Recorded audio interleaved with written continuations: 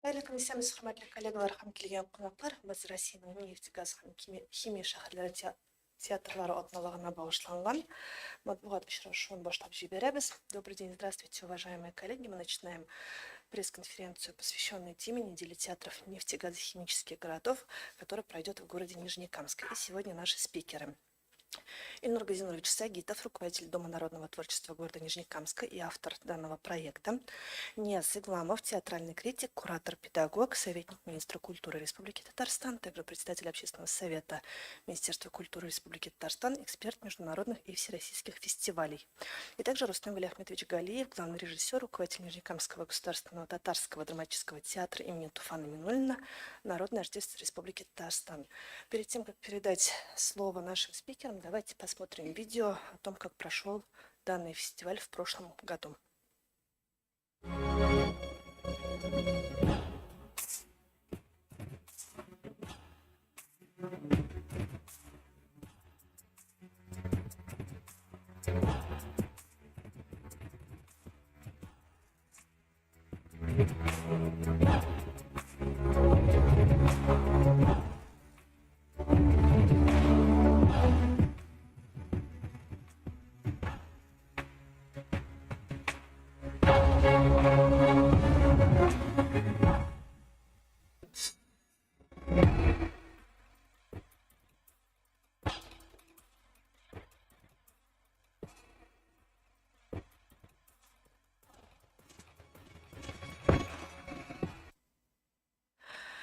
Ильнур Газинович, иң беренче булып әлеге автордың проекты буларак сүз сезгә гомумән аның миссиясе максаты нәрсәдә һәм әлеге проект бит икенче ел уздырыла. Былтыргы проектка күпмедер дәрәҗәдә нәтиҗәләр, соннар һәм быел нинди площадкаларда, кайсы көннәрдә, ничә театр, ничә спектакль куячак?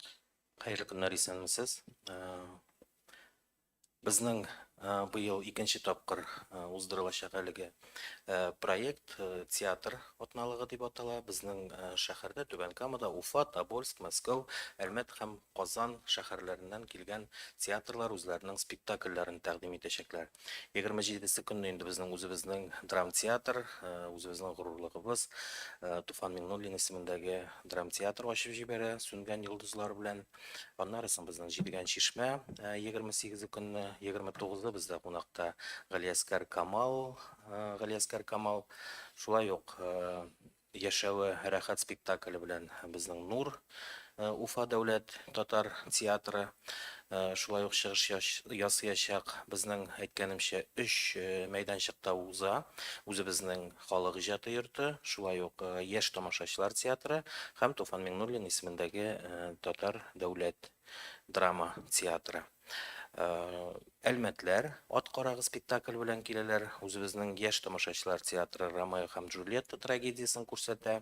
Шулай ук быел үзенчәлекле буларак Мәскәүдән безнең театр студия, школа студия МХАТ 2 көн бездә кунакта 29 март һәм 30 март көннәрендә алар үзләренең шулай ук көне буена мастер-класслары белән һәм кич белән инде үзләренең спектакльләрен күрсәтәләр. Секрет Бидуби бу һәм рассказ о многих интересных вещах дигән. 1 апрель инде көлке көне буларак безнең үзебезнең шулай ук Түбән Каманың Мунча ташы эстрада театры, шунысы белән кызыклы 43 ел элек Мунча ташы эстрада театры беренче тапкыр шушы халык иҗаты сәхнәсендә үзләренең беренче миниатюраларын, беренче спектакльләрен күрсәткән булганнар. Һәм менә узган ел гына без үзебез өчен шундый ачыш ясадык, нәкъ менә 1 апрель көнне, һәм без хәзер инде моны гадәткә, традициягә кертеп җибәреп, Гамилова белән сөйләшеп, 1 апрель көнне Түбән Камалар белән шушындый зур очрашу инде Мунча ташы театрының, үзебезнең Түбән Каманың. 2 апрель көнне бездә Блок, молодежный театр на Булаке, Ханума спектакль. Шулай ук 3 апрельдә безнең тапшырылган хатлар, отосланные письма Габдулла Кариев исемендәге яшь тамашачылар театры. Һәм безнең ябачак 4 көнне 4 апрельдә Тобольский драматический театр имени Ершова, Шут Балакирова. Менә шушылай кыскача гына әйтеп әйткәндә, шушындый спектакльләр, шулай ук көндез безнең һәрбер спектакльнең актерлары белән оештырыла фойеда очрашу, мастер-класслар, мәктәп театр түгәрәкләре күп бит инде. Узган елында без аны эшләдек, бу елда бу шулай ук бик кызыклы өлеше.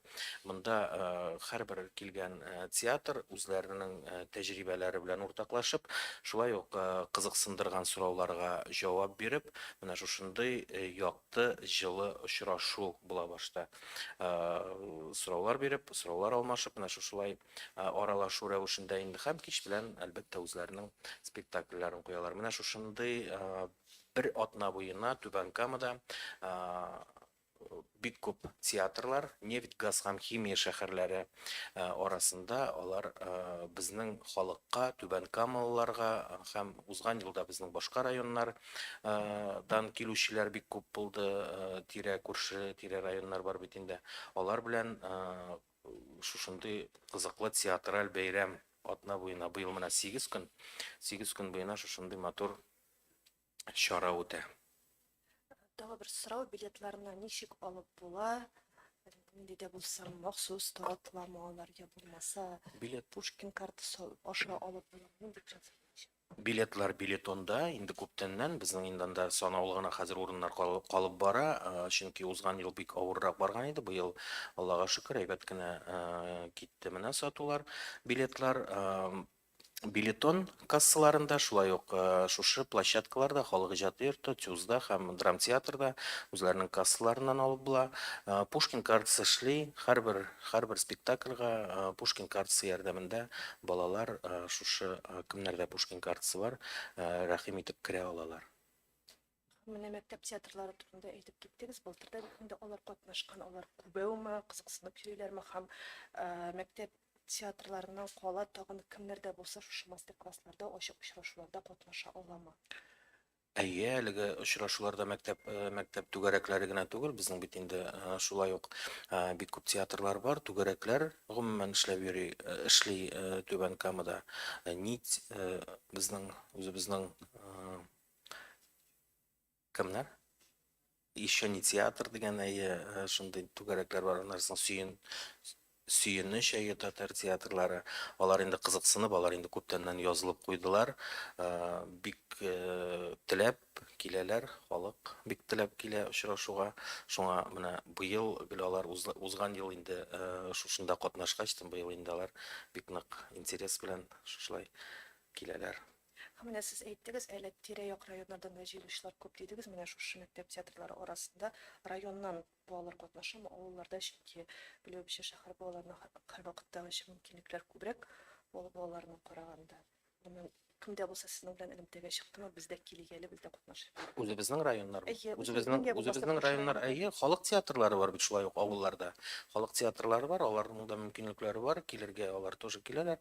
Аларга да җиткерелгән, әлбәттә, шәһәр балаларына гына дигән түгел, гомумән менә шушы форсаттан файдаланып минем чакырасым килә башка район балаларында, башка район мәктәпләре дә әгәр дә кызыксынсалар, рәхим итегез, безнең ишекләр ачык, анда урын җитәрлек, рәхәтләнеп, матур итеп осталыклар белән бүлешә алалар.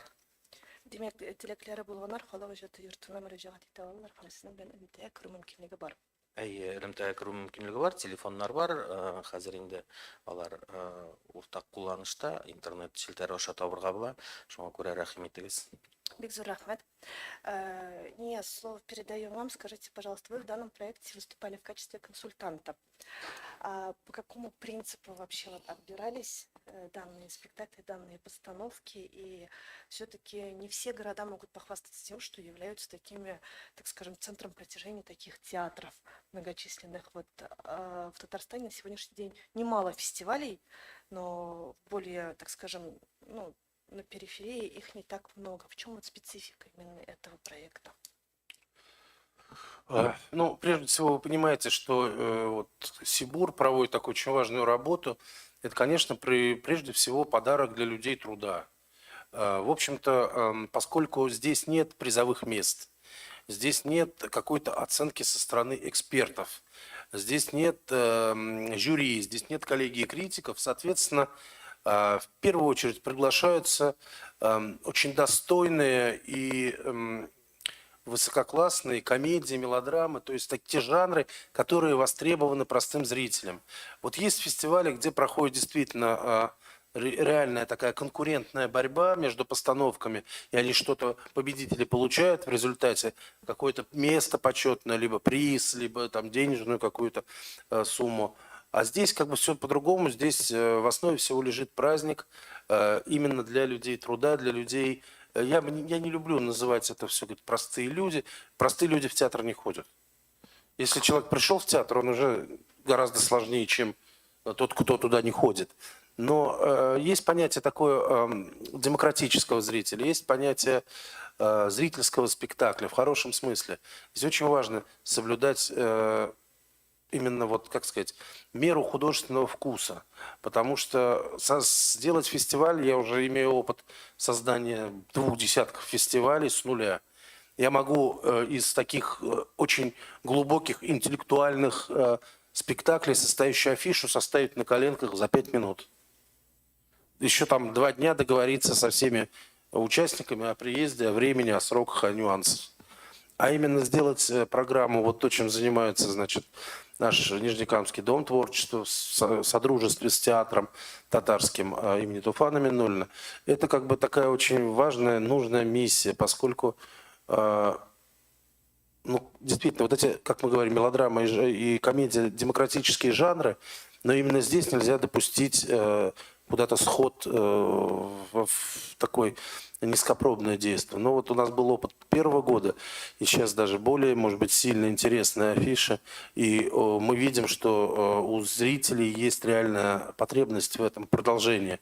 И, конечно, то, что наш 3-й по величине и по значимости город, где-то, может быть, даже, может быть, и 2-й, потому что, как мы знаем, все-таки Челны – это КамАЗ, и встал КамАЗ, встали Челны во многих смыслах.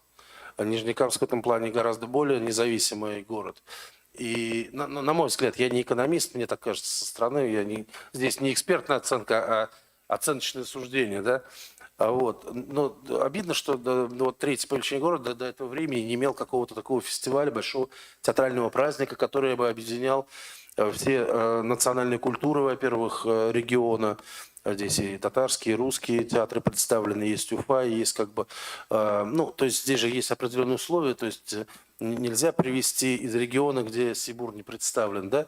Здесь, ну, исходя из определенных условий проведения фестиваля, города подбираются, но в целом создатели, вот, руководители этого проекта и при моем там незначительном участии мы хотели сделать праздничную, радостную, хорошую, вот, начинается 27 марта, Всемирный день театра, сделать такую неделю подарка нижнекамским зрителям и, естественно, гостям города Нижнекамск, потому что в кулуарах у нас возник вопрос, а это только нижнекамцы, а можно ли приехать из деревни, из другого города? Конечно, можно. Мне кажется, для такие фестивали они должны объединять все, и они должны в наше непростое время поддерживать оптимизм, без которого невозможен ни рабочий процесс, ни творческий процесс, ничего. Да? Вот, мне кажется, это фестиваль, настроенный на оптимизм. Не случайно он включает народный и 1 апреля, тоже Международный день смеха, да, такой непризнанный. Это не официальный праздник, но мы все его любим. И, как бы тяжело не было, какие бы ни были проблемы, как ни стали перед государством, всегда во все времена юмор помогал жить, бороться, строить, побеждать. Спасибо. Мен де Ниязның сүзләрен куәтләп әйтәсем килә. Чынлап та бу безнең узган елда әзрәк бәхәс кебек әйбердә кушылган инде фестиваль итеп ясарга дип, инде фестиваль исемен бирергә дип.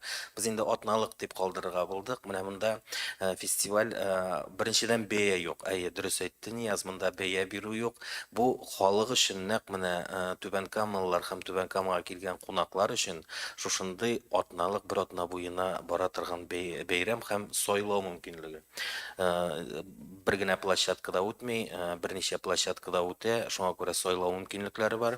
Минем инде үз чыгышымда шулай ук бик зур рәхмәт әйтәсем килә Сибур ширкәтенә. 2нче ел буена менә шушы проектны алар хуплап алып безгә ярдәм иткәннәр өчен.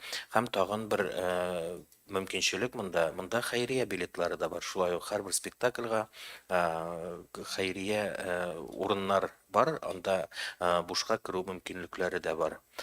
Ул якларында карыйбыз. Кемнәргә каралган хәйрия билетлар?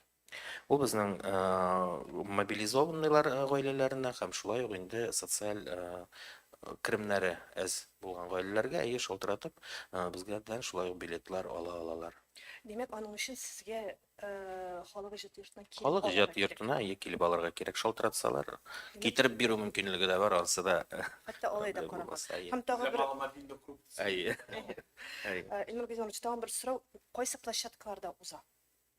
Менә шушы 3 площадканы тагы бер кат санап узсагыз иде, чөнки Өч площадка, безнең инде төп сәхнә булып инде үзебезнең халык иҗаты йорты тора. Аннарысын Туфан Миңнуллин исемендәге драма театры һәм үзебезнең өр-яңа Тюз яшь тамашачылар театры, элеккеге Җәлил кинотеатры инде ул, хәзер театральный комплекс Җәлил дип атала. Бик яхшы ремонттан соң, бик яхшы сәхнә, бөтен мөмкинчелекләр бар. Бик матур итеп эшләп киттеләр алар менә узган ел ремонттан соң, шуңа күрә анда да менә яшьләр җыелып, рәхәтләнеп килә алар. 3 мәйданчык: Тюз, ДНТ һәм драмтеатр. һәм тагы бер кат сорауны Нияз Рауфович сезгә юллыйм.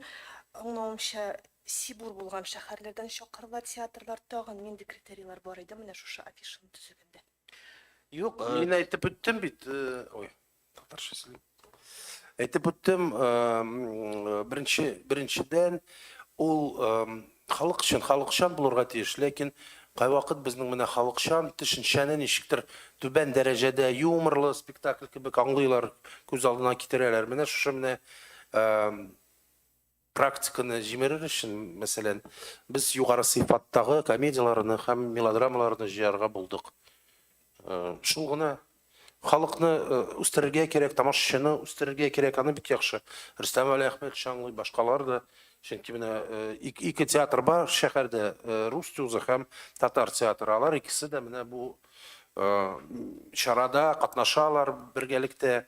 Әлбәттә, Илнур әфәнде башкара ул эшне. Минемчә, ул бик матур, бик кирәкле һәм бик тәрбиялек потенциалы зур булган чара. Нижнекамск өчен менә шулай. Рәхмәт. Шундый критерийлар. Рөстәм Вәлиәхмәтович, сүз сезгә, нинди спектакль белән әлеге аталык ачылып китә һәм былтыр узган фестивальдән нинди булса кайтуызлар кайттымы, чөнки гадәттә театрга йөргән кеше бит инде ул яңадан кайта, шуңа күрә бәлки менә сезгә дә тигән микрофон. Менә безнең шәһәребездә соңгы елларда бик матурлык барлыкка килә башлады. Мин инде килгәннән бирле Түбән Камада театр барлыкка китерү буенча эшләдем. Фестиваль буенча без күптәннән хыяллана идек. Бу хыяллар соңгы вакытларда ул һәр вакытта да тукталып килде нигәдер. Менә соңгы елларда безнең җитәкчелек алышыну белән ничектер барлыкка килде, менә Илнур килде, Дум техника һәм башланып китте шундый бер безнең хәрәкәт. Театраль хәрәкәт, ул бара театр буенча да, ул бара Дум техника буенча да, ул бара Тюз буенча да, ул бара мәктәпләр буенча да. Бу хәрәкәт әлбәттә менә безнең җитәкчеләребез тарафыннан да бик зур ниндидер бер булышу һәм безгә һәр вакытта да ярдәм кулы сузып торганда театрлар ничектер хәрәкәткә килделәр. Бу хәрәкәт әлбәттә дәвам итәчәк. Менә безнең бу фестиваль бетүгә безнең икенче фестиваль башланачак, Туфан Миңнуллин исемендәге Вакыт кыңгырауы дигән фестиваль. Без аны Туфан Миңнуллинның 90 яшьлек юбилеена уздырабыз. Каядыр 15-тән артык театр катнашачак бу фестивальдә да. Шуңа күрә бу фестивальләр без җәелдереп җибәрәбез, исән булса. Менә безнең театр катнаша, без бүгенге көндә зур фестиваль үткәрдек, балалар фестивале. Бу Вакыт кыңгырау Туфан Миңнуллин исемендәге, ул үтте бик зур булып, һәм без моның нәтиҗәләрен 27 март көнне без үзебезнең спектаклебезне шушы фестивальдә, менә бу зур проектта үзебезнең фестиваль, шушы фестиваль кысаларында без ачып җибәрәбез үзебезнең шушы фестивальне һәм нәтиҗәләрен ясаячакбыз. Шушы балалар фестиваленең да шушы көнне аның нәтиҗәләре ясалыначак һәм birinci, ikinci, üçüncü urununu algan tiyatrlar, misal için Kamal tiyatrına kileşekler, opera tiyatrına kileşekler, hem etne tiyatrına baraşaklar. Bir Grand Prix algan kişi ol baraşak bizning Bulgur şehrini. Mine bu bizning proyektning içinde jangan eybirler, tiyatr içinde tiyatrlar. Mine bizning bugünkü künde şuşu maturluklar bara. Mine tiyatrlarının kiliği beyrem, elbette beyrem, şundi tiyatrlar kiler şakarga, ol yıldan yıl özünün gününü ala, mine bu ütken yıl bir türlü üttü, bir şayda üttü, ikinci yılını mine bütünde ikinci türlü özünün yolunu ala bu festival. Belki üçüncü yılını bütünde başka şey üter.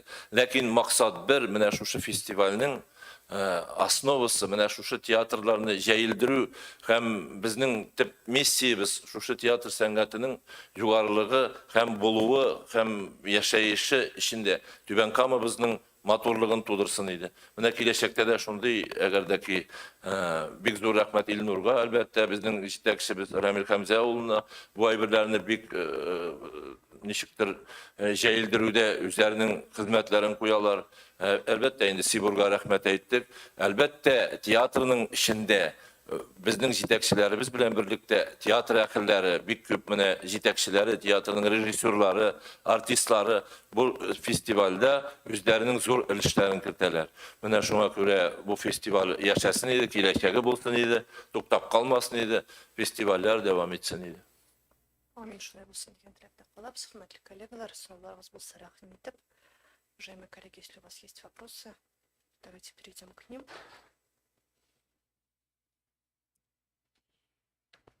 Шахрикоза. Hayırlı günler. Mine siz aytып o'tdingiz, Sibur kompaniyasi yordami bilan o'za haligi chora. Sibur kompaniyasi nindiyroq yordam ko'rsatdi, moddiy yordamdir endi ol mumkin bo'lsa summasi. Сибур şirketinin Сибурның шундай формула хороших дел деген грант системасы бар, проекты бар. Шушы формула хороших дел кысаларында, шушы рамкаларда 900 000 күләмендә әлеге грант бирелә. Шушы грант нигезендә ясалына шушы проект. Бик зур рәхмәт, тагын сорауларыгыз булса. Mine xayriya билетлары турында әйтеп үттегез. Аларны инде демәк халыклар дуслыгы йортына, Халық иҗаты йорты. Халық иҗаты йорты безгә әйтәләр, һәм без инде урыннар. Аларның күләмендән әйтеп үтсәгез, ничә Күләме 50-дән артык анда. Һәрбер спектакльгә менә Халық иҗаты йортында узачак спектакльгә билетлар. Ben tağın bir motorluk aytып кетесім келе. Біздің Түбән Кама біздің легендар Жидеген шишмәсі бар бетінде ол біздің 81 жылдан бері өзінің үшін іштеп келе. Міне бұл фестивальда әлбәтте біздің Жидеген шишмә бізде қатнашачак. Шәһәребездә бик зур Жидеген шишмә үткәреләчәк. Ул Жидеген шишмә Түбән Кама театры белән берлектә башка театрларның да артистлары катнашында bütün татар театрларын чакырып зур bir Жидеген шишмә үткәрәбез. Ул безнең 28 март көндә була. Жидеген шишмәбезгә дә чакырып калабыз барыгызны да. Бу да шушы кысаларда, шушы фестиваль кысаларында үтәчәк. Жидеген шишмәбез. Театрларга да рәхим итегез безнең Жидеген шишмәбезгә дә. Шуны әйтергә кирәк, Жидеген шишмә ул инде Муса Җәлил исемендәге премия лауреаты бит инде ул проект һәм анда керү бушка. Менә Жидеген шишмә, анда билетлар сатылмый ансы. Демәк, 28 март. 28 мартта Жидеген шишмә менә театр әһелләре белән очрашу, ансы бушка булачак. Ул әдәби музыкаль кичә форматында. Әдәби музыкаль кичә форматында театрга багышланган шундый матур кичә. Сәхнә журналы. Хәерле көн. Шундай сорау, фестиваль дип алсак инде, фестивальләрдә гадәттә безнең офлайн программада каралган була. Сез әйттегез, менә актерлар белән очрашулар дидегез, алар нинди форматта үтәчәк? Ул мастер-класслар буламы, ниндидер тере аралашу форматымы? Һәм анда керү шартлары нинди? Мәсәлән, көндез буламы ул? Менә безнең мисал өчен студия Мөхат, безнең башчана театрда 2 көн булачаклар, алар мастер-класслар безнең барачаклар һәм кич белән спектакль күрсәтәчәкләр театрда. Анда язылырга кирәк, анда кирергә кирәк, аларның сайтына һәм язылырга кирәк һәм безнең театрга рәхим итегез, без сезне барыгызны да каршы алабыз. Әйе, бу бездә халык иҗаты йортында узачак. Менә монда безнең фотографиялар бар, фотолар күренә. Менә Галиәскәр Камал монда, Буа театры узган елга. Ниләр инде бу Нижний Новгород, Түбән Новгород бар монда, менә Монча ташы, шулай ук Минзәлә театры. Монда керү ирекле, шулай ук монда язылырга да кирәк түгел, монысына инде рәхәтләнеп кереп аралашырга гына кирәк. Шул. Программасы демәк сезнең сайтта. Программалар бар, әйе. Безнең шулай ук телеграм-канал бар, ул Неделя театры НК дип атала. Һәм менә шушында керсәгез, әйе, шушы QR-код аркылы, шушы Неделя театры НК һәм анда бөтен мәгълүмат бар. Һәрбер спектакльнең хәтта үзләренең видеороликлары, алар образларда чакыралар үзләренең спектакльләренә. Тагын бер сорау, узган елны ялгышмасам, әлеге чарада чакырылган театрларда бар иде, кунаклар инде әлеге фестивальнең. Быел алар булачакмы? Һәм ачылыш тантанасында ялгышмасам, чакырылган җырчы кунакта бар иде. Быел ул кем? Быел без алай җырчылар чакырмадык, узган ел бар иде. Әйе, ул ачылу тантанасында түгел иде, аның аерым бер көн Экватор нәкъ менә Неделя театрының уртасында бар иде. Быел безнең андый артистлар юк. Без быел инде гел театрларга гына багышлап театрларны гына чакырдык.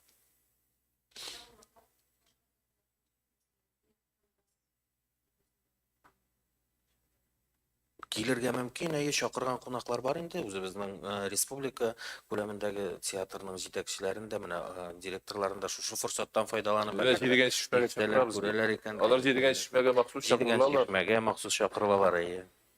Театр көненә багышлап.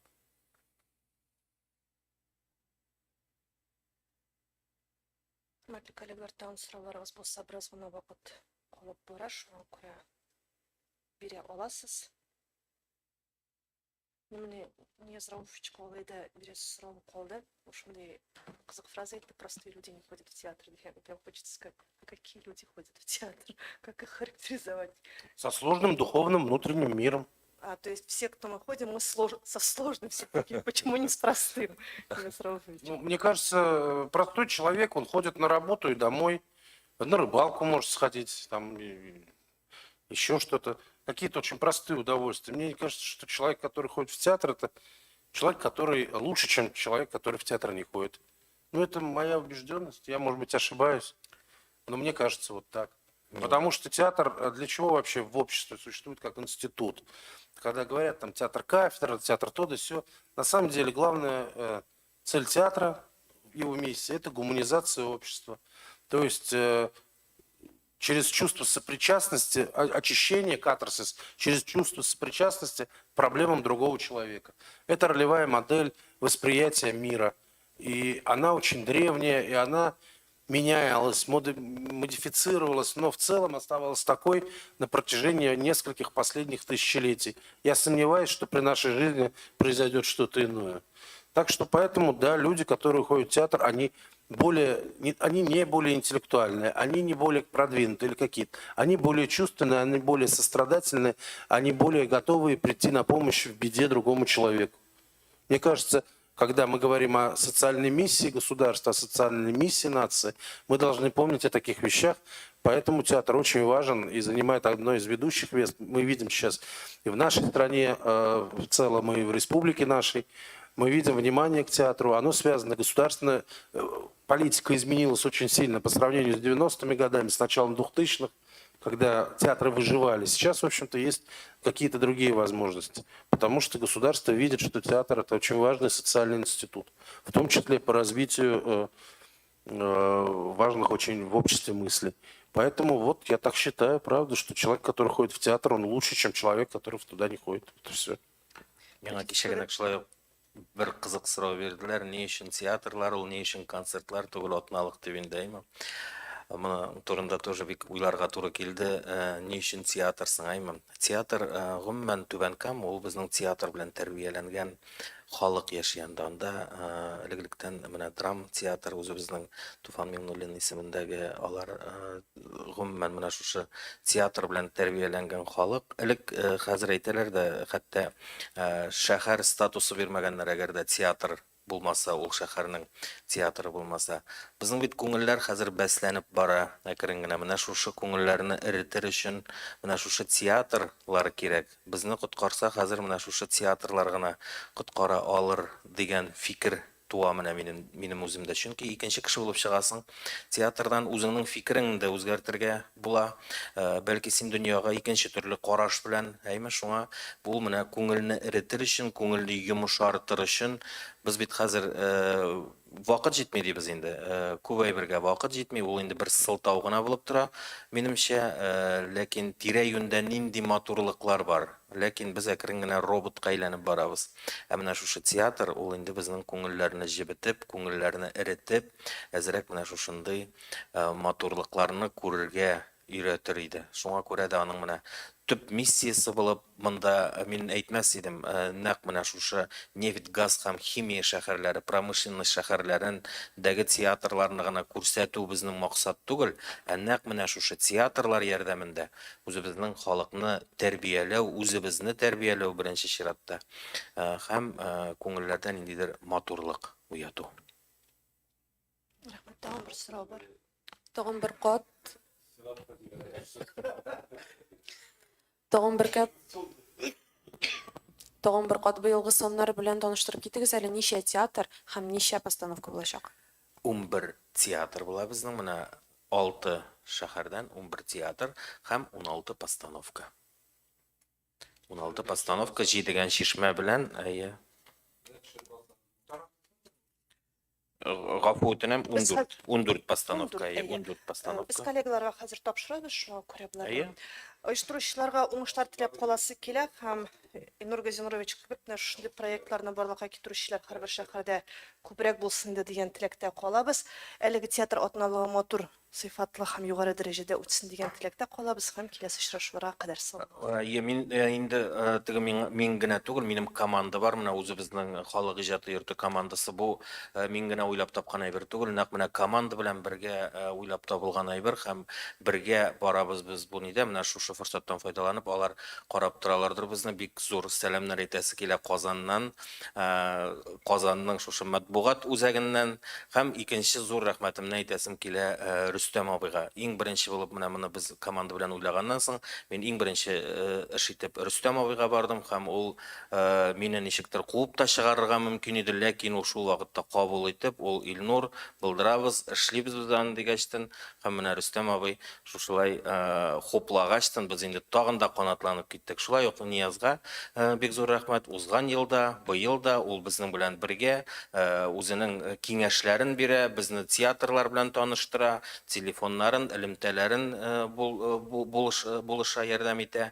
Шуңа күрә бик зур рәхмәт. Шулай ук журналистларга, менә сезгә бик зур рәхмәт шушы безнең проектны халыкка җиткергәнегез өчен һәм сезнең ярдәм белән без аны тагын да ныграк танытабыз. Бик зур рәхмәт.